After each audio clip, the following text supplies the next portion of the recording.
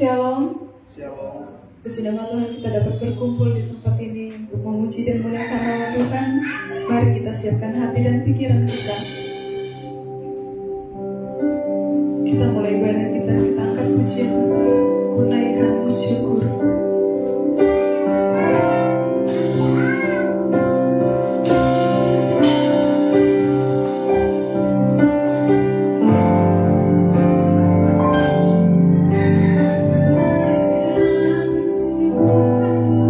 Kepadamu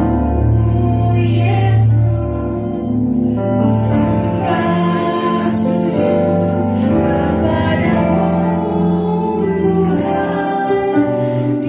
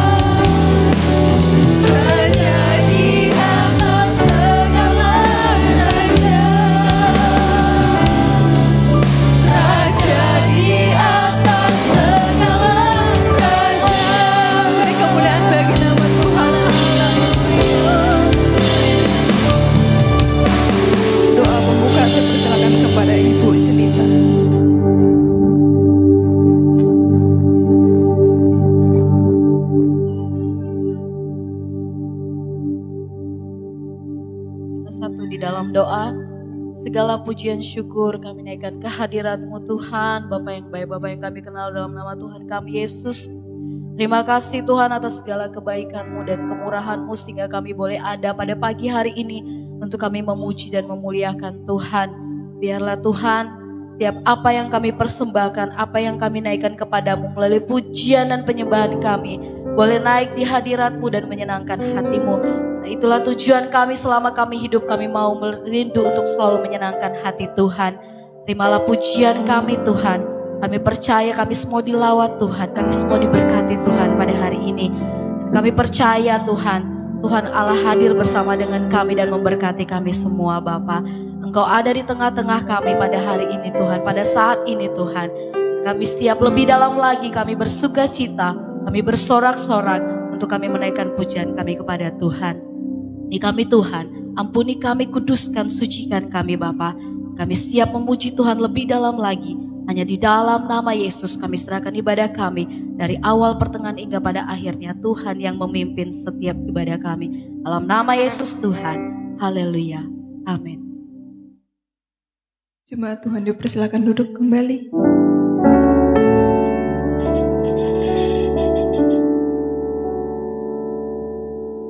Kita mau memuji Tuhan dengan sorak-sorai. Kita angkat pujian kita.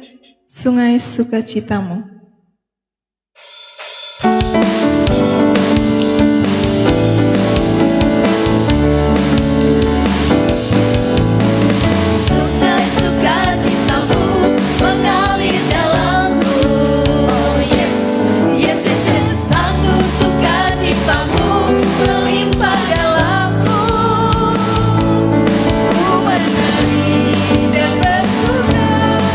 Puji-puji setiap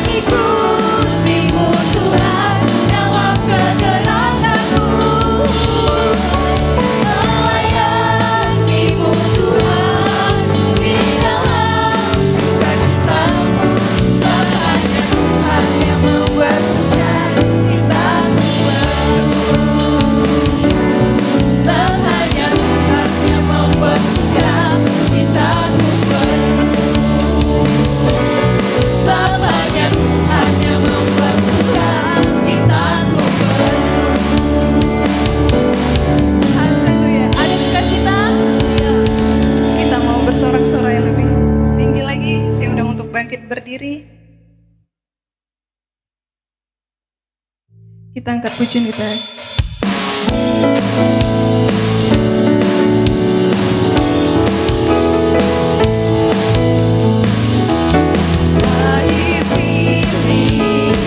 Dari segala bangsa, kita dipilih jadi umatnya. Kita dipilih dan dikuduskannya, bawa kemuliaan.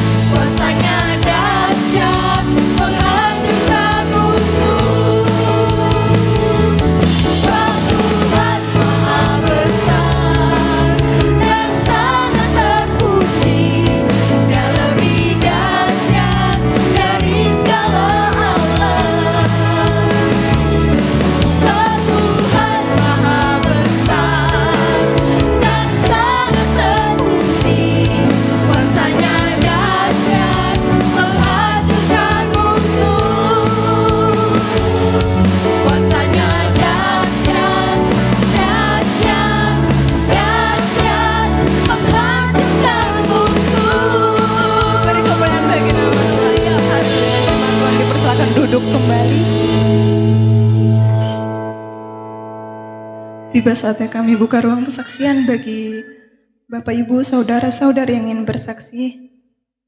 Kami undang ke depan.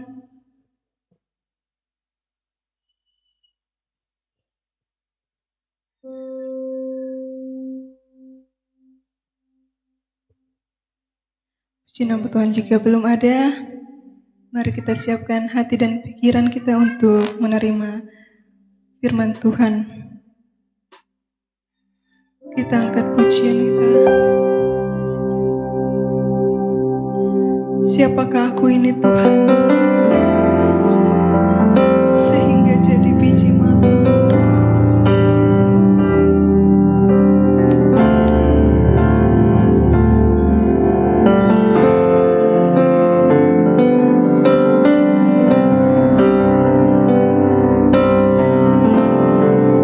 Sisakan yang kurasakan lebih tinggi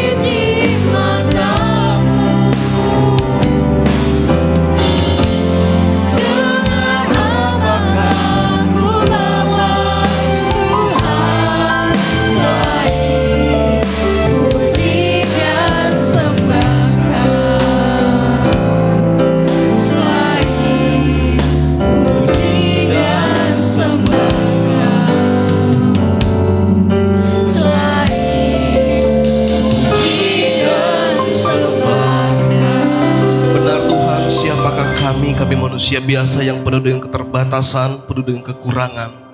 Tapi Engkau begitu mengasihi kami. Engkau menebus kami dengan darah yang sangat mahal. Kami berharga di mata Tuhan. Batu yang dibuang oleh tukang bangunan, itu batu yang Tuhan pakai. Setiap orang yang jatuh di atasnya akan hancur. Dan kami adalah orang-orang yang beruntung karena kami sudah ditebus dengan darah yang mahal. Terima kasih Bapa. Pada saat ini kami akan belajar kebenaran firman-Mu. Tuhan, tolong kami. Bantu kami untuk kami mengerti apa yang Tuhan mau sampaikan kepada kami pada saat ini. Kami tahu ada kuasa-kuasa kegelapan yang ingin mengintimidasi kami. Oleh sebab itu kami satukan iman percaya kami. Kami patahkan segala jenis kuasanya di dalam nama Yesus. Hanya otoritas Tuhan yang ada di tempat ini. Kami siap sama-sama menerima kebenaran firman-Mu. Dalam nama Tuhan Yesus Kristus. Haleluya. Amin. Puji nama Tuhan. Silakan duduk Bapak Ibu Saudara sekalian.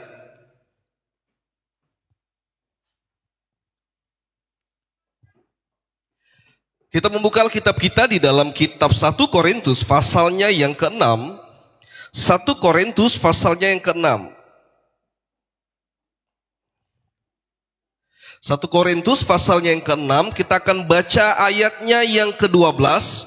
Ayatnya yang ke-12 sampai ayatnya yang ke-20. 1 Korintus pasal 6. Mulai dari ayatnya yang ke-12 sampai ayatnya yang ke-20. Kalau Bapak Ibu Saudara sudah menemukan, saya akan membacakan untuk kita semua. Kita memperhatikan Alkitab kita masing-masing.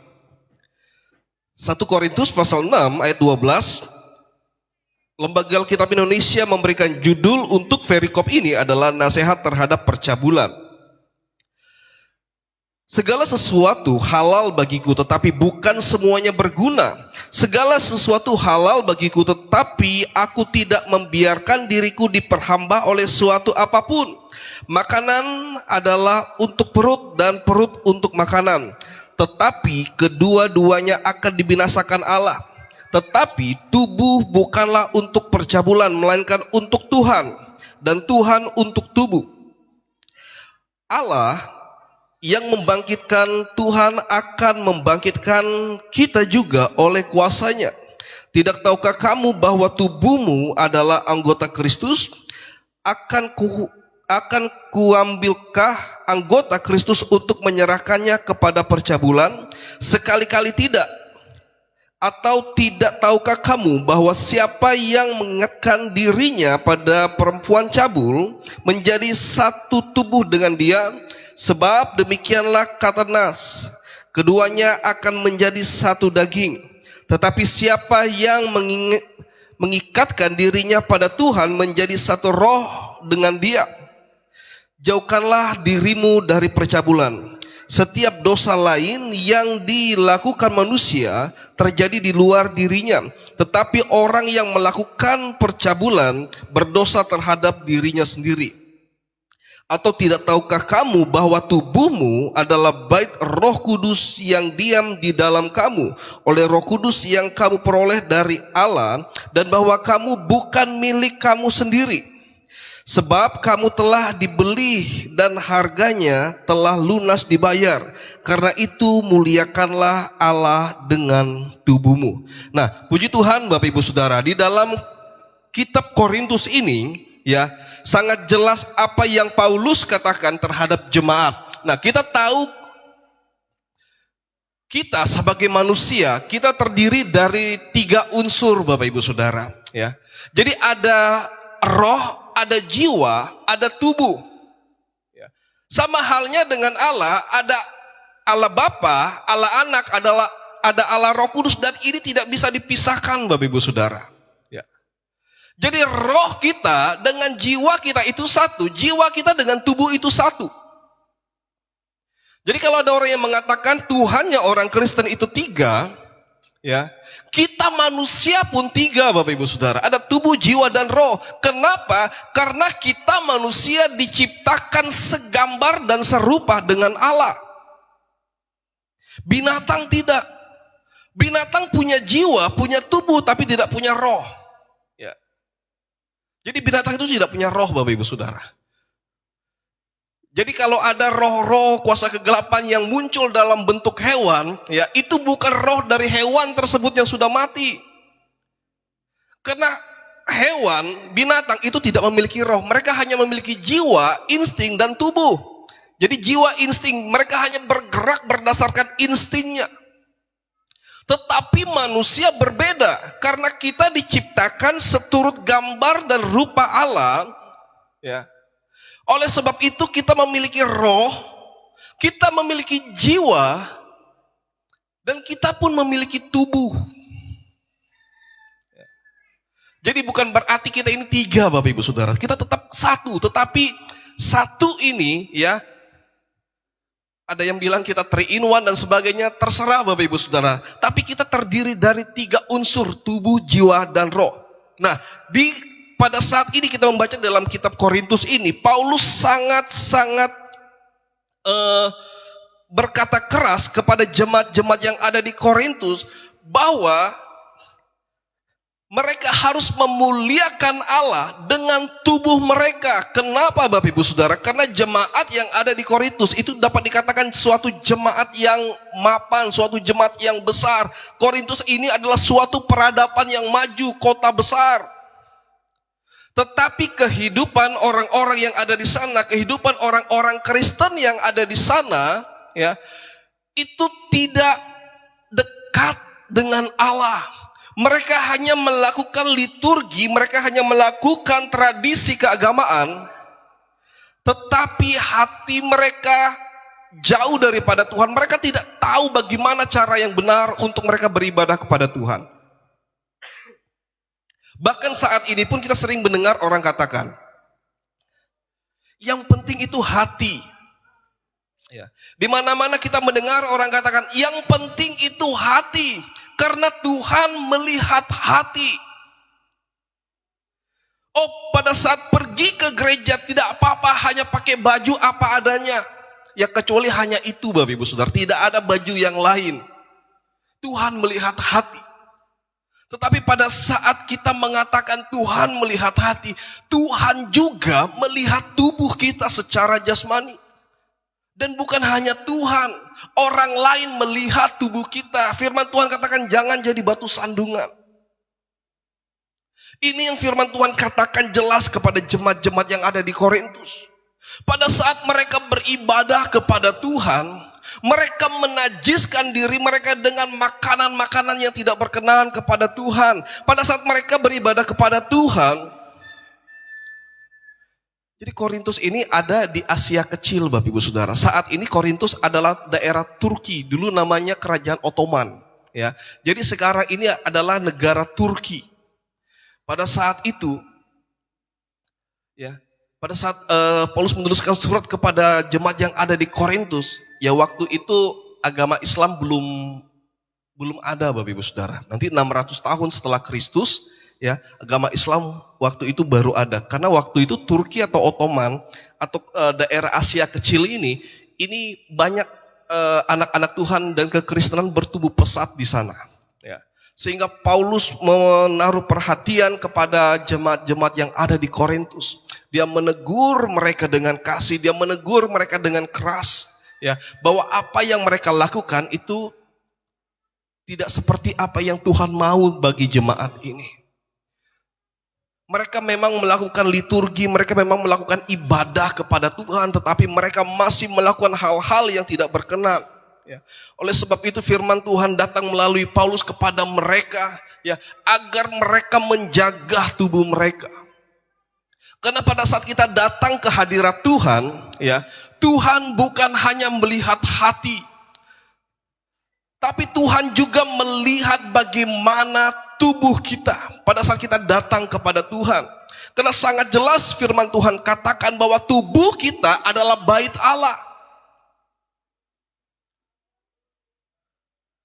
Kita memuliakan Tuhan, bukan hanya jiwa kita yang memuji Tuhan, bukan hanya roh kita yang kita persembahkan kepada Tuhan, tetapi tubuh kita pun kita persembahkan kepada Tuhan, Bapak Ibu Saudara. Ya. Tubuh kita pun kita persembahkan kepada Tuhan. Ini adalah yang Tuhan inginkan, bahwa 100% dari diri kita, kita bawa kepada Tuhan. Bukan hanya hati kita, bukan hanya jiwa kita, bukan hanya roh kita.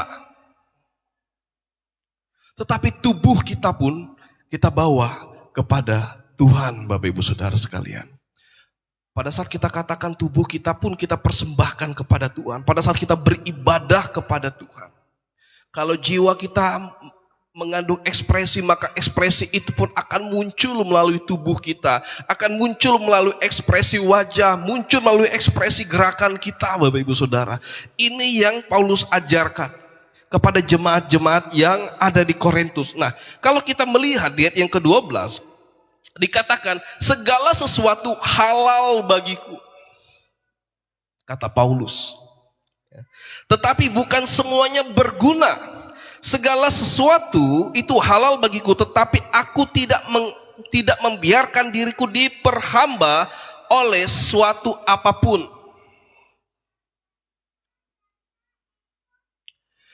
Apa yang Paulus maksudkan di sini, Bapak Ibu Saudara? Paulus tidak membiarkan dirinya diperhamba oleh makanan. Meskipun itu halal, itu diperbolehkan, tetapi dia tidak memperhamba dirinya. Pada saat kami sekolah Alkitab, Bapak Ibu Saudara, 2 minggu ada di dalam sekolah Alkitab, ada beberapa siswa-siswi itu yang mengundurkan diri. Mengundurkan diri, Bapak Ibu Saudara. Kenapa? Karena mereka tidak tahan dengan makanan yang ada di sekolah Alkitab. Saya pun heran, kenapa mereka bisa katakan mereka tidak tahan. Kalau menurut saya itu enak, Bapak Ibu Saudara.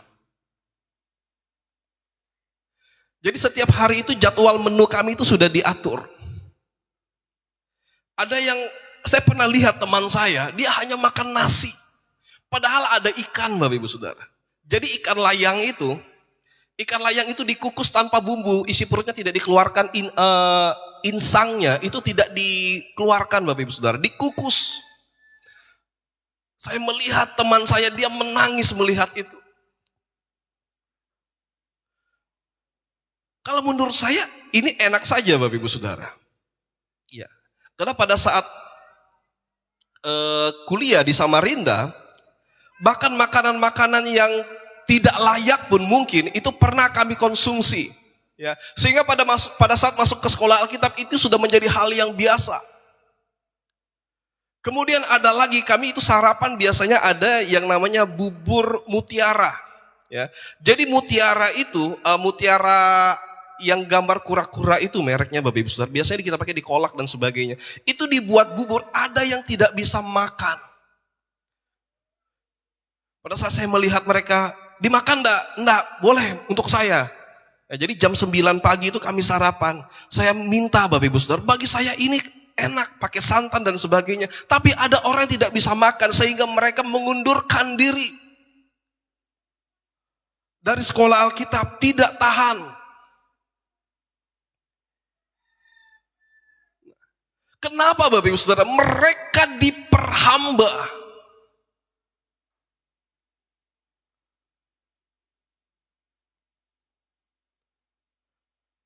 oleh lidah mereka. Apalagi orang-orang yang berasal dari daerah timur Indonesia. Kadang-kadang lidahnya itu, Bapak Ibu Saudara, tidak cocok dengan sambelnya orang Jawa. Sambelnya orang Jawa itu pakai gula. Dan mereka tidak bisa.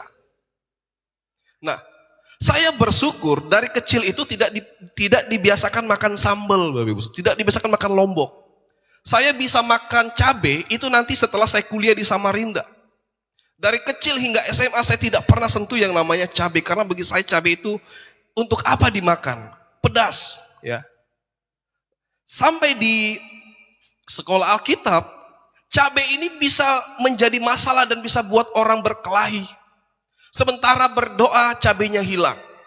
Saya kira ini dulu hanya cerita isapan jempol lucu-lucuan hamba-hamba Tuhan untuk menceritakan masa lalu mereka di sekolah Alkitab. Setelah saya melihat ternyata benar, Bapak Ibu Saudara. Sementara satu meja berdoa, sambelnya sudah berpindah tempat.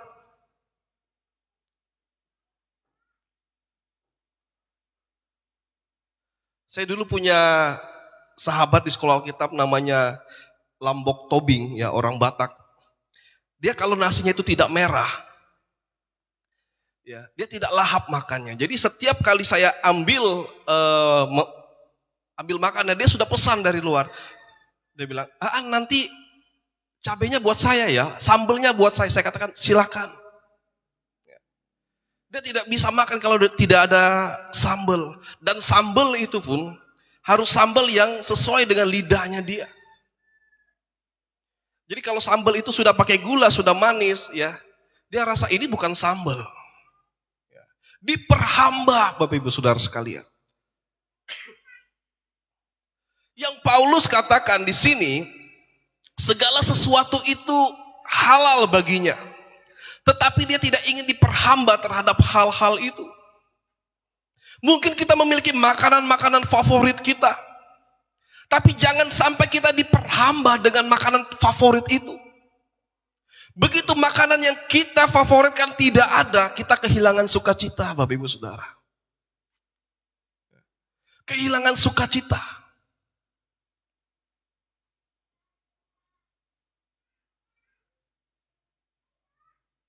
Ini yang Paulus tegaskan kepada jemaat-jemaat yang ada di Korintus. Itu halal, itu boleh, tetapi Paulus katakan saya tidak mau diperhamba oleh makanan-makanan tersebut. Oleh sebab itu dia mengekang lidahnya, dia mengekang secara kedagingan, dia kekang. Agar apa Bapak Ibu Saudara? Agar dia maksimal dalam dia melayani Tuhan. Karena Paulus ini adalah seorang penginjil. Dia adalah seorang penginjil. Pada saat dia menginjil, berbeda daerah, berbeda makanan. Di mana dia pergi, memiliki ciri khas makanan yang berbeda.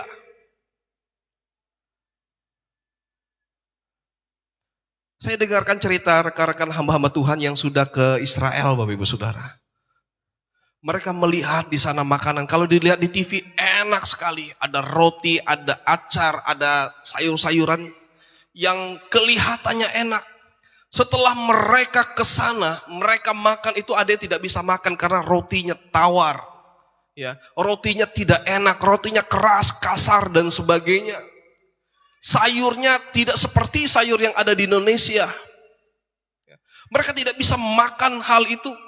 Padahal itu ada di hotel bintang 3, hotel bintang 4. Yang dikelola oleh koki yang sudah lulus lisensi, Bapak Ibu Saudara. Tapi mereka tidak bisa untuk menelan hal-hal tersebut. Dan ini dapat menjadi batu sandungan pada saat ada di pelayanan. Pada saat mereka menemukan makanan yang mereka tidak bisa makan, ataupun mereka tidak menemukan makanan yang mereka suka. Sebab itu Paulus katakan, segala sesuatu itu halal. Tetapi dia tidak ingin diperhamba oleh lidahnya sendiri, Bapak Ibu Saudara. Nah, di ayat berikutnya, di sana dikatakan, ayat yang ke-14, Allah yang membangkitkan Tuhan akan membangkitkan kita juga oleh kuasanya. Tidak tahukah kamu bahwa tubuhmu adalah anggota Kristus? Akan kuambilkah anggota Kristus untuk menyerahkannya kepada percabulan? Sekali-kali tidak. Tubuh kita adalah anggota tubuh Kristus, di mana tubuh kita adalah alat Tuhan yang dipakai untuk pekerjaan Tuhan. Apakah kita mau memberikan tubuh kita untuk hal-hal percabulan, untuk hal-hal kenajisan? Paulus katakan itu tidak. Sehingga perkakas rumah Tuhan, yaitu kita sebagai anak-anak Tuhan, itu harus dikhususkan, dibedakan. Jangan kita menajiskan diri kita dengan hal-hal yang mengandung percabulan. Karena tubuh kita ini adalah tubuh milik kepunyaan daripada Tuhan, Bapak Ibu Saudara. Jadi sangat-sangat kompleks apa yang Paulus katakan kepada jemaat yang ada di Korintus. Dia menekankan tentang lidah, tentang bagaimana kita makan. Dia mengajarkan pun bagaimana kita bergaul dalam pelayanan. Banyak orang di luar sana pada saat dia menjadi seorang pelayan. Karena saya pernah melihat ibadah pemuda malam minggu. Wah, dia angkat tangan, dia menangis, dia menyanyi kepada Tuhan, dia menjadi pelayan altar. Namun pada saat selesai ibadah pemuda berbeda, yang tadinya dia ada di gereja, tiba-tiba jam setengah 11, jam 11 berubah pakaian masuk ke daerah klub malam, Bapak Ibu Saudara. Ini yang Paulus katakan menajiskan dirinya. Menajiskan dirinya.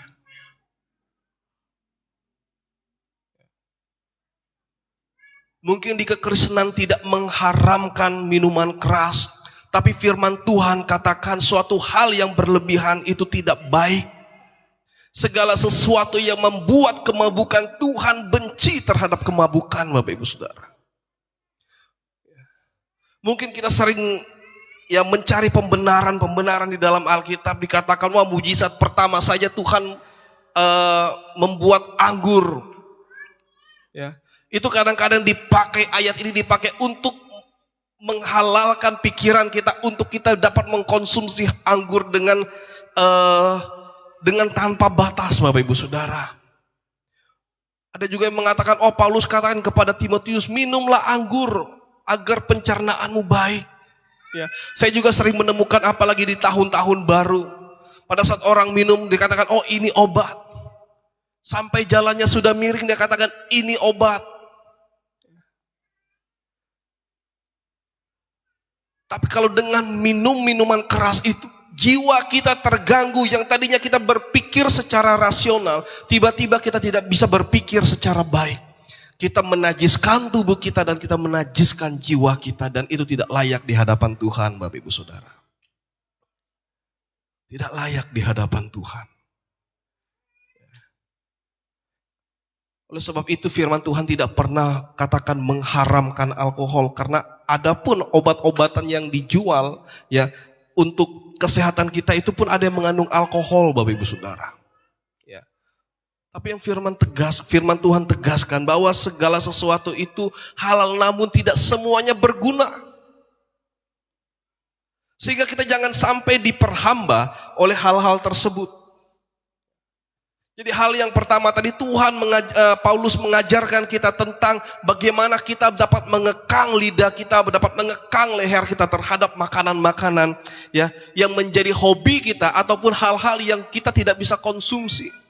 Sehingga tidak mengurangi sukacita kita dimanapun kita pergi dan berada. Hal yang kedua, Paulus tegaskan bahwa kita sebagai orang percaya, anak-anak Tuhan, pelayan-pelayan Tuhan, perkakas rumah Tuhan harus mengkhususkan diri kita untuk kita tidak diserahkan kepada hal-hal percabulan. Jadi ada dua hal penting yang Paulus katakan. Berbicara tentang lidah, tentang tenggorokan, dan yang kedua tentang percabulan. Allah sangat benci percabulan, Bapak Ibu Saudara. Ada percabulan secara tubuh, ada percabulan secara rohani. Pada saat kita menduakan Tuhan pun itu adalah percabulan secara rohani, Bapak Ibu Saudara. Orang-orang yang memiliki ilmu-ilmu hitam, memiliki jimat, kepercayaan dan sebagainya, itu pun percabulan secara rohani. Maka orang itu akan menyatu dengan hal-hal yang dia percaya. Oleh sebab itu kita sebagai anak-anak Tuhan, kita harus sering-sering mendekatkan diri dengan Tuhan. Jangan menjauhkan diri dari persekutuan. Pada saat kita memasukkan diri kita dalam suatu persekutuan, maka kita akan menjadi sama. Kita akan memiliki satu roh. Bukan roh yang berbeda.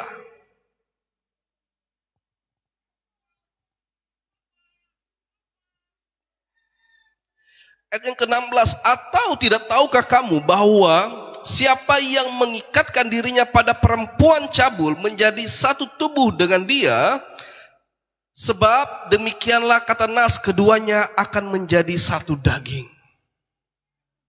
Karena di zaman pada saat Paulus menuliskan surat kepada jemaat yang ada di Korintus, percabulan ini sangat marak terjadi di Korintus. Karena kota ini adalah kota metropolitan, kota ini adalah kota dagang. Sehingga banyak orang yang mencari ya kebutuhan biologisnya, Bapak Ibu Saudara. Dan itu tidak berkenan kepada Tuhan. Ya. Ada yang mengatakan suatu penelitian, Bapak Ibu Saudara, ya, bahwa ya, percabulan atau pelacuran ini adalah pekerjaan yang paling tua di dunia, dan sampai kapanpun itu tidak akan bisa diatasi. Hanya bisa dikendalikan, Bapak Ibu Saudara, tidak bisa dihilangkan. Bahkan dari zaman purba pun itu sudah dilakukan. Semakin metropolitan suatu kota, maka percabulan akan semakin marak. Dan itu tidak bisa dihilangkan. Pemerintah kita sudah dengan begitu keras berusaha untuk membasmi tempat-tempat seperti itu, Bapak Ibu Saudara. Tetapi sampai saat ini pun tidak bisa.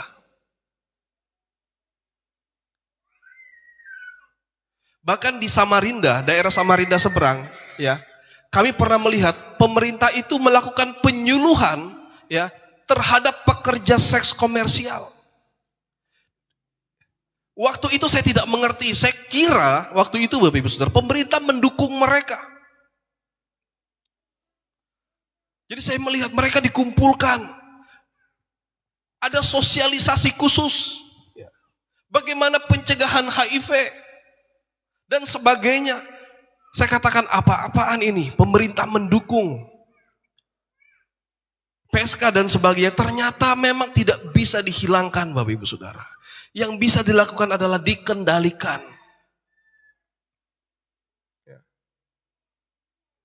Mereka didata dan sebagainya. Kalau kita sebagai orang percaya,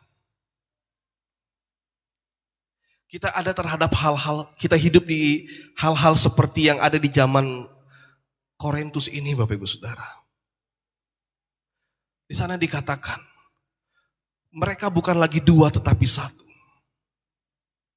Jika kita hidup dalam percabulan, tidak setia terhadap pasangan, maka roh-roh yang ada di orang lain itu akan masuk ke dalam diri kita. Kebiasaan-kebiasaan orang lain itu akan masuk ke dalam diri kita. Sehingga banyak orang katakan begini, Bapak Ibu Saudara. Ya, ini orang yang suami istri dikatakan, wah mereka makin hari makin mirip ya. Mereka makin hari kebiasaannya makin sama. Wajahnya makin sama. Hobinya makin sama. Kenapa, Bapak Ibu Saudara? Karena menjadi satu. Menjadi satu.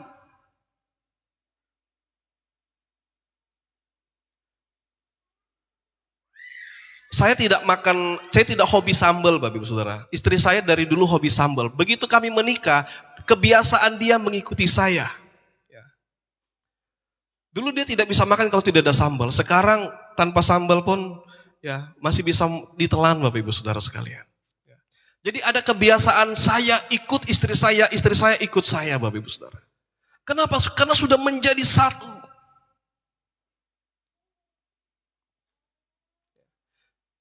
Ini yang firman Tuhan katakan. Jangan sampai kita menjadi satu dengan roh-roh percabulan. Tuhan mengkhususkan kita untuk kita menjadi alat Tuhan. Kita adalah anggota tubuh Kristus. Tuhan mau kita datang kepada Tuhan dengan tubuh yang suci.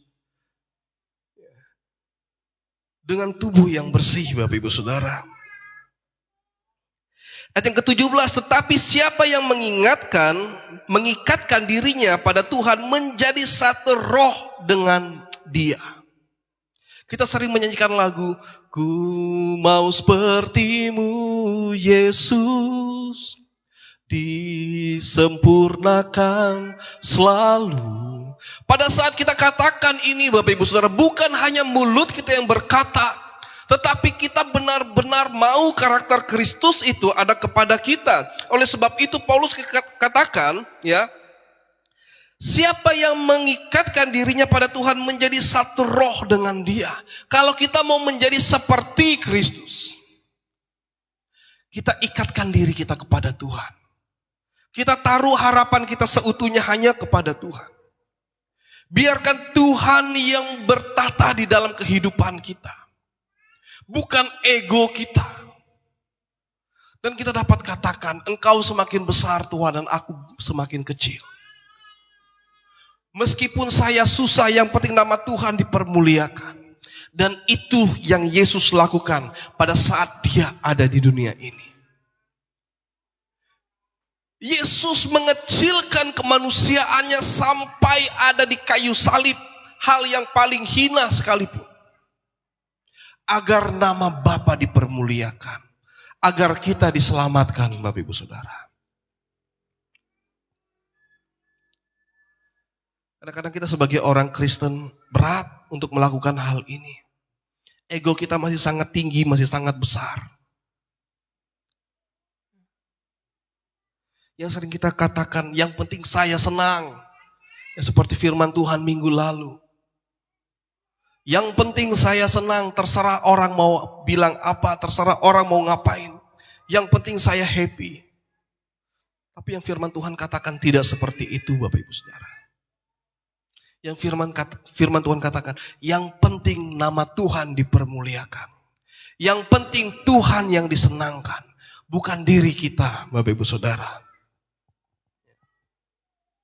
Oleh sebab itu Paulus katakan di ayat yang ke-18, jauhkanlah dirimu dari percabulan. Setiap dosa lain yang dilakukan manusia terjadi di luar dirinya, tetapi orang yang melakukan percabulan berdosa terhadap dirinya sendiri. Atau tidak tahukah kamu bahwa tubuh ini bukan jiwa kita, bukan roh kita, tapi benar-benar tubuh kita secara fisik adalah bait Roh Kudus yang diam di dalam kamu. Roh Kudus yang kamu peroleh dari Allah. Kalau kita masih mau dipimpin oleh Roh Kudus, kita belajar mengendalikan tubuh kita, Bapak Ibu Saudara. Kalau kita masih mau Roh Kudus itu berjalan bersama-sama dengan kita, memimpin setiap langkah kaki kita, memberikan kita sukacita, kita jangan menajiskan diri kita terhadap hal-hal percabulan. Karena di dalam tubuh ini ada jiwa dan roh. Ya. Bahkan kita sering mendengar Menteri Olahraga katakan, ya, di dalam tubuh yang sehat terdapat jiwa yang kuat. Jadi kalau kita menjaga tubuh kita, maka bukan hanya jiwa kita yang kuat, roh kita pun kuat di dalam Tuhan. Sebab kamu telah dibeli dan harganya telah lunas dibayar. Karena itu muliakanlah Allah dengan tubuhmu. Kita pakai tubuh kita untuk memuliakan Allah. Bukan untuk memuliakan diri kita sendiri. Sehingga kita katakan, meskipun makanan ini tidak sesuai dengan apa yang saya bayangkan, meskipun makanan ini bertolak belakang dengan lidah saya, asal nama Tuhan dipermuliakan. Bukan hal yang mudah, Bapak Ibu Saudara. Berat. Kalau kita hanya membaca Alkitab, oh ini mudah. Tapi kalau kita melakukannya, berat sekali. Jangan sampai leher kita, tenggorokan kita, mulut kita menjadi batu sandungan di dalam kita melayani Tuhan. Jangan sampai kita memiliki satu daging, satu jiwa terhadap hal-hal yang berbau percabulan, yang tidak berkenan kepada Tuhan. Kita jaga lidah kita, ya. Kita jaga pikiran kita, kita jaga tubuh kita. Karena kita mau memuliakan Allah dengan tubuh yang Tuhan berikan kepada kita. Worship leader, singer, pemain musik bisa maju ke depan.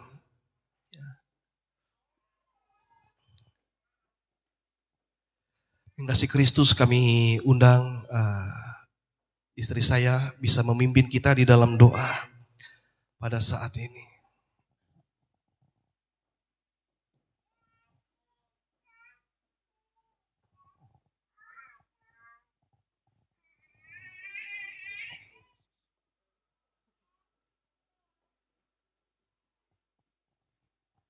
Haleluya, puji nama Tuhan. Saya percaya kita semua diberkati melalui firman yang sudah kita dengarkan, kita terima, dan jatuh di setiap tanah hati kita yang baik. Untuk meresponi kebenaran firman Tuhan, mari kita menyanyikan satu pujian. Bagaikan bencana siap dibantu. Biarlah hidup kami Tuhan dapat diperbaharui dari hari demi hari, untuk kami dapat menjadi serupa dengan Tuhan. Engkau sempurna Tuhan. Biarlah kehidupan kami, tutur kata perbuatan kami, biarlah menjadi seperti Engkau Tuhan. Kami memuliakan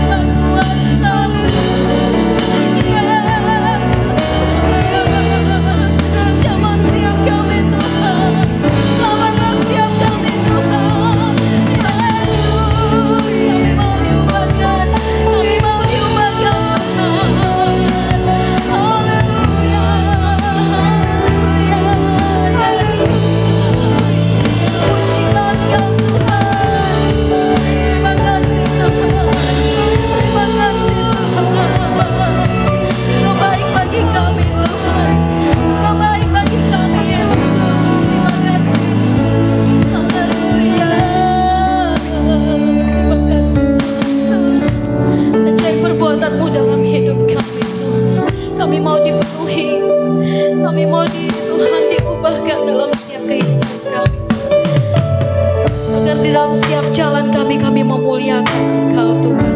Dalam setiap perkataan, pikiran, perbuatan kami memuliakan Engkau Tuhan. Kami mau menjadi seperti Engkau yang disempurnakan Tuhan. Ampuni segala kekurangan dan keterbatasan kami Tuhan. Terima kasih Tuhan. Ubahlah kami Bapa, bentuklah kami Bapa, jadikan kami sesuai dengan firman. Ubahlah kami Bapa, bentuklah kami Bapa, jadikan kami sama seperti Yesus. Mari yang rindu katakan lebih dalam. Ubahlah kami Bapa, bentuklah kami Bapa, jadikan kami sesuai dengan firman. Amin, haleluya. Ubahlah kami Bapa, bentuklah kami Bapa, jadikan kami sama seperti Yesus. Haleluya. Ubahlah kami Bapa, bentuklah kami Bapa, jadikan kami sesuai dengan firman. Amin. Ubahlah kami Bapa, bentuklah kami Bapa, jadikan kami sama seperti Yesus. Jadikan kami sama seperti Yesus. Jadikan kami sama seperti Yesus. Mari kita berikan sorak-sorak yang terbaik buat Tuhan. Haleluya, haleluya. Terima kasih Tuhan. Ini kami Tuhan, ini kerinduan kami Bapa. Kami mau diubahkan. Kami mau menjadi sama seperti Yesus. Kami mau menjadi seperti firman-Mu. Apa yang Tuhan katakan di dalam firman-Mu pada hari ini. Terima kasih Tuhan, firman-Mu menyentuh setiap hati kami. Firman-Mu mengubahkan hidup kami Tuhan. Memberikan kami kekuatan dalam kehidupan kami. Ampuni keterbatasan kami. Ampuni kekurangan kami Tuhan.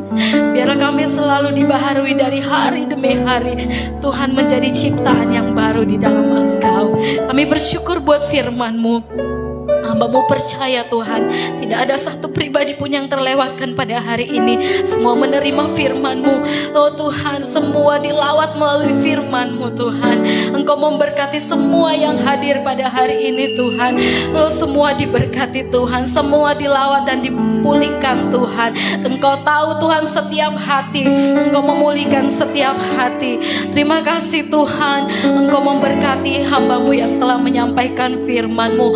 Tuhan memberkati, biarlah terus pengurapan Roh Kudus mengalir bagi kehidupan hamba-Mu Tuhan. Sehingga ketika dia berdiri menyampaikan firman-Mu, Tuhan ada kuasa Tuhan mengalir melalui hamba-Mu. Ada banyak jiwa yang dapat dimenangkan bagi kemuliaan Tuhan. Terima kasih Tuhan, kami bersyukur untuk firman-Mu. Biarlah kami, oh Tuhan, boleh bertumbuh di setiap tanah hati kami yang baik, berbuah-buah yang manis dalam kehidupan kami, dan kami boleh dapat lakukan firman-Mu dalam hidup kami Bapa. Kami tidak menjadi pendengar saja, tapi kami mau melakukan firman Tuhan. Terima kasih Tuhan, kami bersyukur, dan sebentar kami mau memberi yang terbaik melalui persembahan syukur kami. Biarlah setiap persembahan kami ini boleh naik di hadirat Tuhan dan menyenangkan hati-Mu. Sesuai dengan janji firman Tuhan, anak-anak-Mu tidak akan pernah berkekurangan, tapi mereka terus akan diberkati, berkelimpahan di dalam Engkau yang memberi dengan sukacita. Ini kami Bapa, kami memberi dengan kerelaan hati kami, dengan sukacita yang penuh di dalam Engkau. Kami siap, kami bersyukur buat firman-Mu dan siap memberi yang terbaik bagi Tuhan. Haleluya, amin. Silakan duduk saudara semua. Kami serahkan kepada worship leader.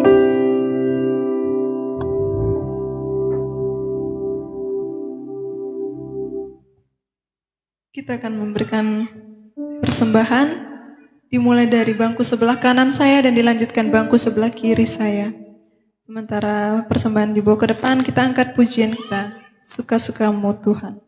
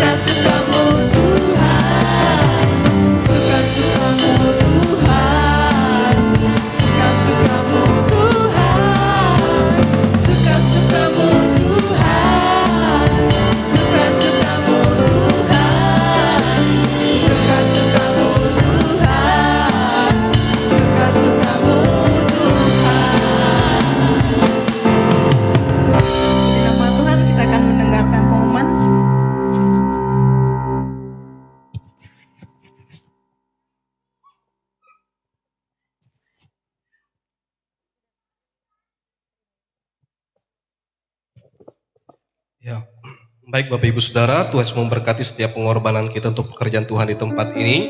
Ya, di depan kami ada satu undangan ya, yang mengundang seluruh jemaat Tuhan.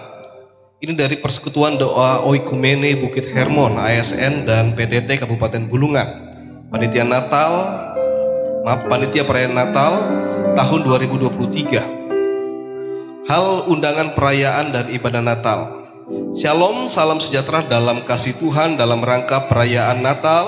Persekutuan Doa Oikumene Bukit Hermon ASN dan PTT Kabupaten Bulungan tahun 2023. Wakil Bupati Bulungan beserta segenap pengurus Persekutuan Doa Oikumene ASN Kabupaten Bulungan dan Panitia Natal ASN PTT Kabupaten Bulungan mengundang jemaat denominasi gereja-gereja di Tanjung Selor dan sekitarnya untuk hadir dalam kegiatan tersebut yang akan dilaksanakan pada hari Jumat tanggal 26 Januari 2024. Waktu untuk perayaannya dimulai jam 5 sore sampai jam setengah 7. Kemudian ibadahnya akan dimulai pada jam 7 malam. Yang bertempat di GKII Gunung Hermon di Jalan Sengkawit Tanjung Selor. Ini adalah gereja yang baru GKII di Jalan Sengkawit yang Bapak Ibu Saudara sekalian. Pengkhotbah atau pembicara Pendeta Celesius Jono MA, Ketua Bamak Kabupaten Bulungan. Demikian disampaikan atas perhatian dan kehadiran Bapak dan Ibu sekalian diucapkan terima kasih. Tuhan Yesus memberkati. Wakil Bupati Bulungan Ingkong Allah SEMSI. Yang kami sangat berharap kita dapat menghadiri setiap undangan-undangan Natal yang sudah masuk. Ya, ini adalah dari ASN dan PTT Kabupaten Bulungan. Yang di Agatis kemarin itu dari provinsi, Bapak Ibu Saudara. Ya, pemberitahuan buat kita. Minggu depan kita akan adakan evaluasi pelayanan Tuhan dan kita akan mengatur program kerja. Ya, selesai ibadah minggu depan. Jadi minggu depan itu adalah minggu terakhir di bulan Januari agar nanti di bulan Februari awal kita sudah mulai melaksanakan kegiatan-kegiatan seperti biasa Bapak Ibu Saudara. Ya, jadi mungkin ada yang Bapak Ibu Saudara sekalian bisa usulkan, ataupun ada yang kita bisa tambah, kita kurangi, ya bisa disampaikan nanti pada minggu depan selesai ibadah ya. Dan sampai saat ini pun Bapak Gembala masih ada di Desa Longpesok ya. Kemarin datang hanya beberapa hari dan melanjutkan lagi ke hari Sabtu pagi naik lagi ke Pesok untuk melayani hari Minggu di sana. Ya, kita doakan agar Tuhan cepat mengirimkan hamba Tuhan yang akan menggantikan. Ya, kalau kami dengar-dengar sudah disiapkan hamba Tuhan yang akan menggantikan, dan sebelum pemilihan umum mungkin sudah ada serah terima pelayanan yang ada di Desa Longpesok, dan Bapak Gembala bisa sama-sama lagi dengan kita untuk beribadah di tempat ini dan melayani Tuhan. Mungkin ini yang dapat kami sampaikan. Mungkin ada yang kami lupakan. Ya, baik, kalau tidak ada kami kembalikan kepada worship leader. Tuhan Yesus memberkati.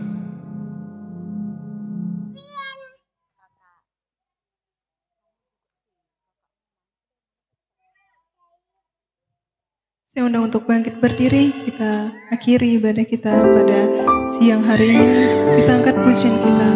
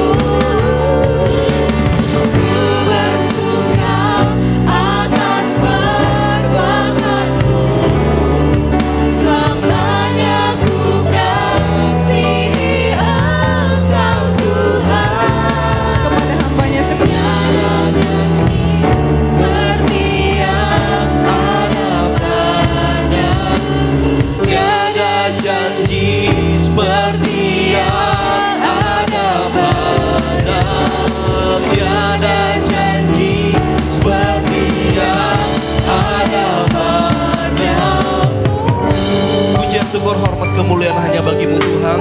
Tiba saatnya kami ada di penghujung ibadah kami yang diberkati Tuhan pada saat ini. Kami berdoa sebagai hamba Tuhan untuk seluruh jemaat-jemaat Tuhan, baik itu yang beribadah di tempat ini, yang beribadah dari rumah mereka masing-masing.